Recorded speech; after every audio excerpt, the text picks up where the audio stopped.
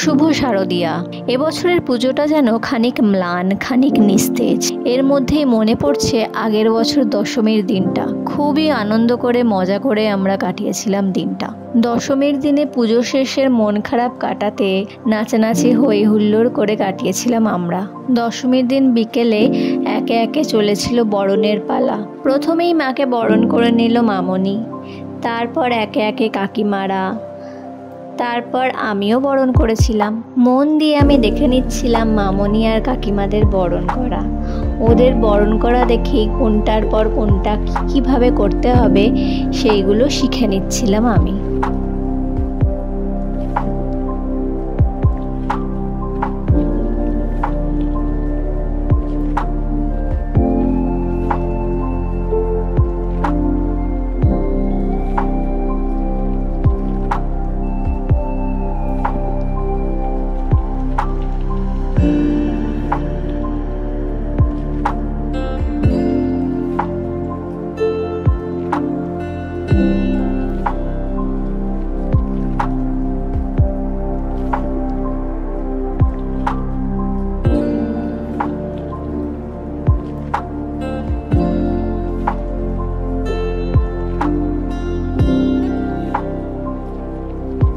জিমও শান্ত হয়ে বসে বরণ করা দেখছিল। এবার আমি চলে এসেছি বরণ করতে। ওদের দেখে তো শিখে নিয়েছি মোটামুটি। এবার ঠিকঠাকভাবে বরণ করার পালা। যদিও পিছনে বসে ওরা সমানেই আমাকে বলে দিচ্ছিল কোনটার পর কোনটা কিভাবে করতে হবে।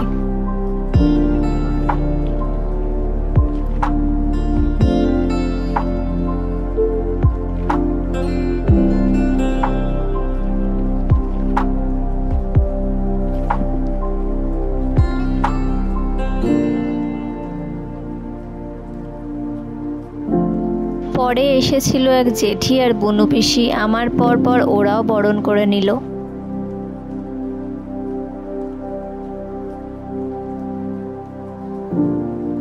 বরণের পর জলের মধ্যেই মা দুর্গার প্রতিচ্ছবি দেখার মাধ্যমেই পূরণ হয় বিসর্জনের পালা।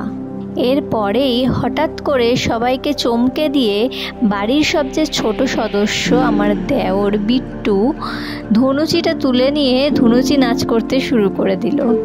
আর সবাই খুবই মজা পেয়েছে।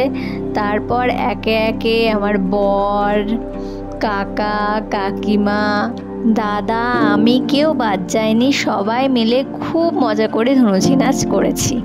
আর শেষ পর্যন্ত মামনি আর বাপিকেও টেনে নিয়ে এসেছি ধনুচি নাচ করার জন্য। ওরাও একটু ধনুচি নাড়িয়ে মায়ের সামনে আরতি করে দিয়েছে।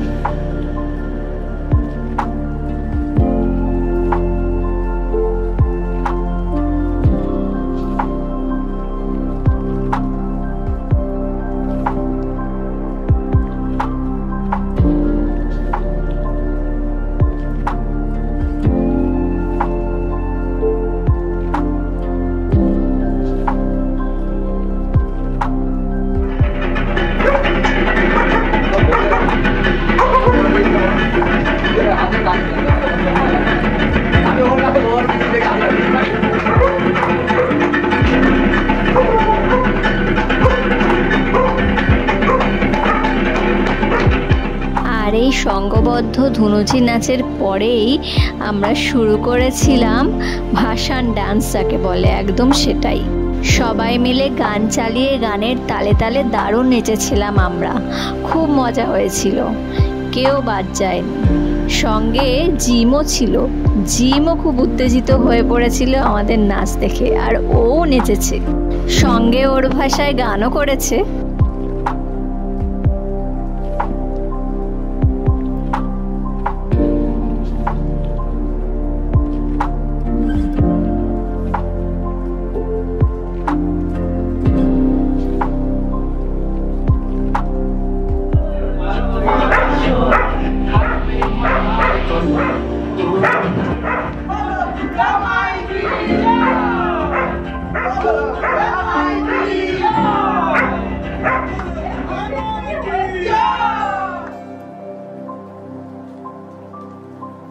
মাঝখানে আবার আমরা দুজন একটু কাপেল ডান্সও করে নিয়েছিলাম।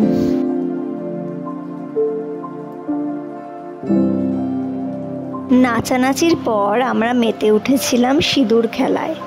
একে অপরকে সিঁদুর পরিয়ে সিঁদুরে রাঙিয়ে দিয়েছিলাম আমরা।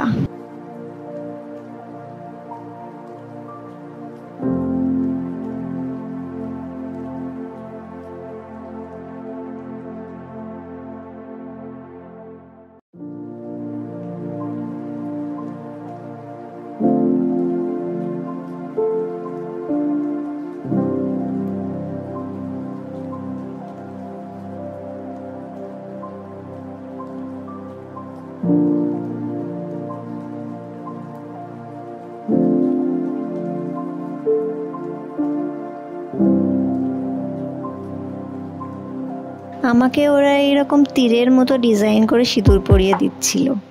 এখানে সেই সিঁদুর খেলার সময় এরকমভাবে সিঁদুর পরা আমি প্রথম দেখেছি।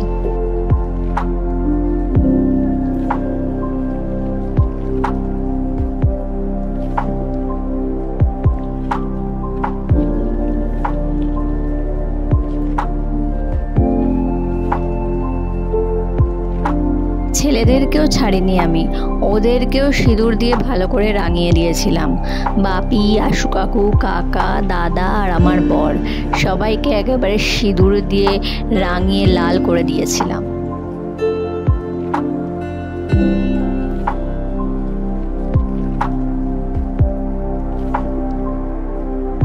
এরপরে ঘট বিসর্জনের পালা। কাকা ঘট নিয়ে এগিয়ে চললো আর পিছনে পিছনে আমরা সবাই চললাম। মহিষপুকুরে গিয়ে আমরা ঘট বিসর্জন করেছিলাম।